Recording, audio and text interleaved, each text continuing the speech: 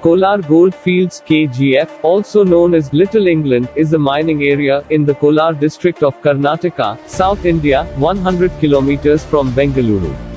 It is estimated that gold has been mined there for over 2000 years, and many people over the course of history tried their luck at finding gold.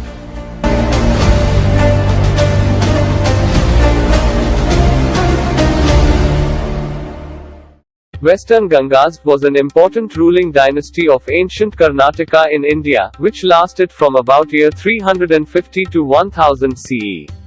The Western Gangas founded Kolar in the 2nd century. For as long as they were in power, nearly 1000 years, they used the title Kuvalla Purvareshwara, meaning Lord of Kolar.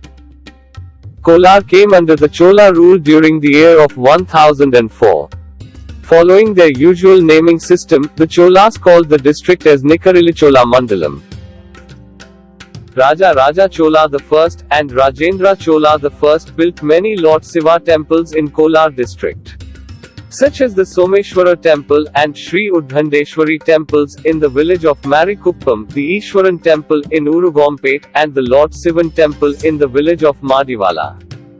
Chola's rule of Kolar lasted until the year of 1116. Around 1117, the Hoysalas under Vishnuvardhana captured Talikadu and Kolar and drove away the Cholas from the kingdom of Mysore.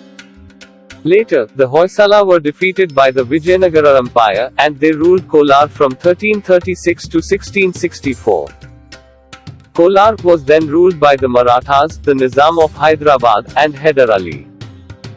The year was 1871. Michael Fitzgerald Livell, a retired Irish soldier from the British Army, had made Bangalore cantonment his home. Livell had developed an interest in gold mining during his time at war in New Zealand. So, he was understandably excited when an old report by Lieutenant John Warren spoke about possible gold reserves in Kolar. Lieutenant Warren's encounter with Kolar gold began in the year of 1799. After the former ruler Tipu Sultan, who was killed in the Battle of Srirangapatnam by the British. The British decided to hand over Tipu's territories to the Mysore princely state. But for this land had to be surveyed. Warren, who was then serving in His Majesty's 33rd Regiment of Foot, was summoned to Kolar for this task.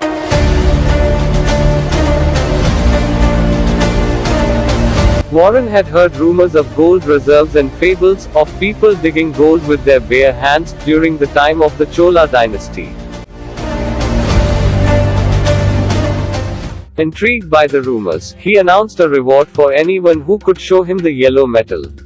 Soon, villagers appeared before him with bullock carts filled with mud, which they washed in front of the officer to isolate gold powder. After an investigation, Warren concluded that for every 120 pounds or 56 kilograms of earth, 1 grain of gold could be extracted using the villagers. With advanced methods and in the hands of professionals, this could open up large gold reserves. But more than a miner, Livell was the poster boy of the gold rush. Livell was not rich, which limited his capabilities to explore the gold reserves. But things changed under the pressure from their investors. They approached John Taylor and Sons.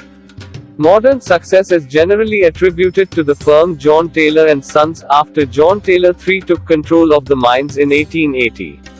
And established KGF was at one time the deepest and most productive gold mine in the world.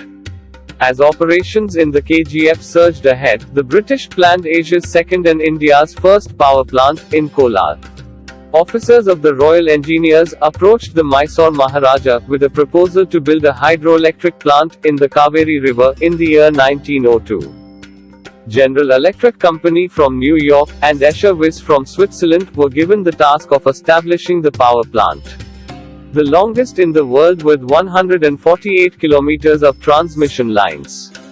By 1902, KGF had uninterrupted power supply. The candles and kerosene lamps in KGF were replaced by electric bulbs even before Bangalore or Mysore were electrified. Also, Kolar was the second town in Asia to be provided with electricity after Tokyo in Japan. The mined gold was shipped back to England, making the British shareholders incredibly wealthy.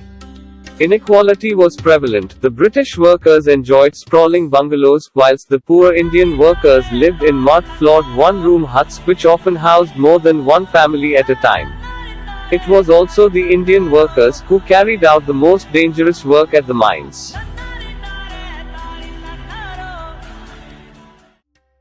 As the gold reserves in KGF began to reduce, expatriates began to leave Kolar.